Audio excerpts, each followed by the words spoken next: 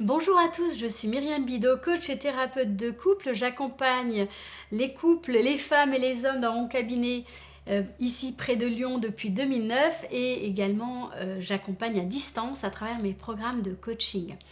Donc comment vaincre ce sentiment de culpabilité, comment arrêter de penser que tout est toujours de votre faute.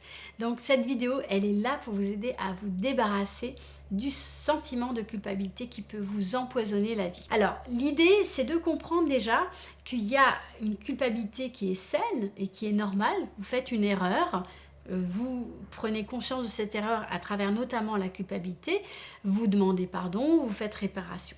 Ok, ça c'est la culpabilité saine qui est indispensable pour pouvoir vivre ensemble, pour pas s'entretuer on va dire. Et puis il y a la culpabilité morbide, c'est la culpabilité qui en fait est très liée à des choses où vous pensez que vous auriez du pouvoir dessus, mais en réalité vous n'avez pas de pouvoir. Vous n'avez pas de pouvoir sur, par exemple, vous sentez coupable parce que votre partenaire est mal dans sa vie, parce que vous ne le rendez pas heureux par exemple. Ben non, vous n'avez pas de pouvoir sur les émotions de votre partenaire, vous n'avez pas le pouvoir de rendre heureux votre partenaire. Et donc le problème de cette culpabilité, c'est qu'elle est nocive, elle est toxique et elle risque de vous détruire et de détruire petit à petit votre relation. Pourquoi ? Parce que cette culpabilité, c'est quasiment un automatisme et une modalité de défense en réalité. Et ce qu'elle va faire, c'est qu'elle va vous fixer toujours au même endroit de la culpabilité dans une position qui est relativement passive et vous empêcher en réalité d'aller voir ce qui se passe concrètement avec l'autre, de rester connecté au présent et donc de capter la possibilité de la nouveauté et de l'évolution. Donc cette culpabilité, le problème, elle est toxique parce qu'elle est fixatrice, elle vous fixe au même endroit et elle vous empêche d'évoluer. Alors, première clé pour arrêter de penser que tout est toujours de votre faute, c'est déjà d'accepter de vous pardonner vos erreurs. Alors je sais que c'est un gros morceau, pour moi c'est parfois très très difficile d'accepter ça, mais en réalité vous n'avez pas d'autre solution que d'apprendre à vous aimer. Et vous n'avez pas d'autre solution que d'apprendre à vous accepter et d'accepter tout le package, toute la personne que vous êtes et en faire en fait quelque chose que vous pouvez apprendre à faire chaque jour. Chaque jour, jour après jour, apprendre à vous accepter, à accepter vos difficultés, vos erreurs, vos limites, chaque jour un petit peu plus.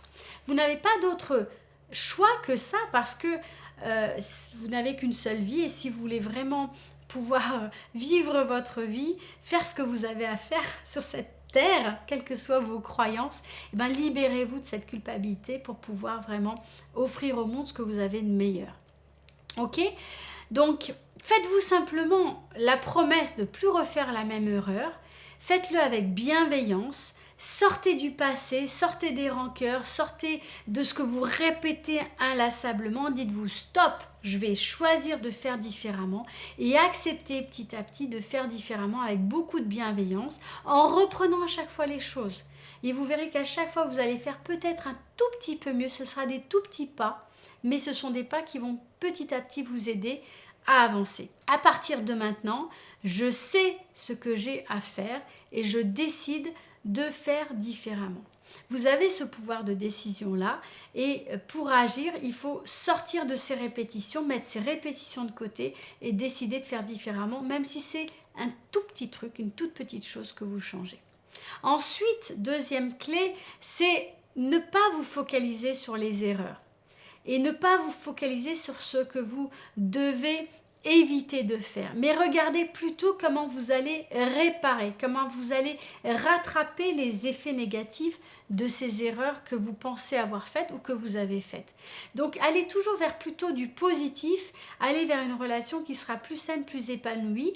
Ne pas vous focaliser sur ce que vous avez mal fait, tirez le bilan de ça et allez plutôt sur comment vous allez avancer et réparer ces difficultés, comment vous allez pouvoir les dépasser. Comment vous faites ça ? Vous apprenez à mettre votre ego de côté pour sortir de cette situation en regardant vraiment, non pas votre intérêt personnel, mais l'intérêt de la relation.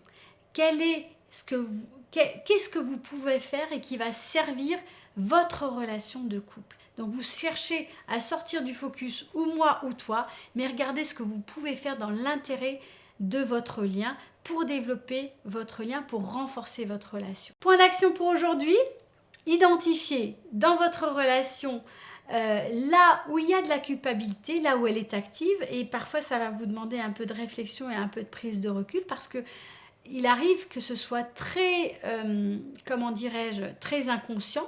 Et bon, là, pour pouvoir l'identifier, parfois vous allez avoir besoin de votre partenaire qui, lui, a un regard extérieur. Et puis, choisissez 3 actions nouvelles, différentes, auxquelles vous n'auriez peut-être pas pensé spontanément à mettre en place pour vous remettre en mouvement. Voilà, si vous avez aimé cette nouvelle vidéo, je vous invite à mettre un petit pouce bleu, à la partager pour qu'elle soit vue par un maximum de personnes, à vous abonner à la chaîne pour pouvoir recevoir ces vidéos dans votre boîte mail directement. Je vous souhaite une belle journée, je vous dis à très bientôt.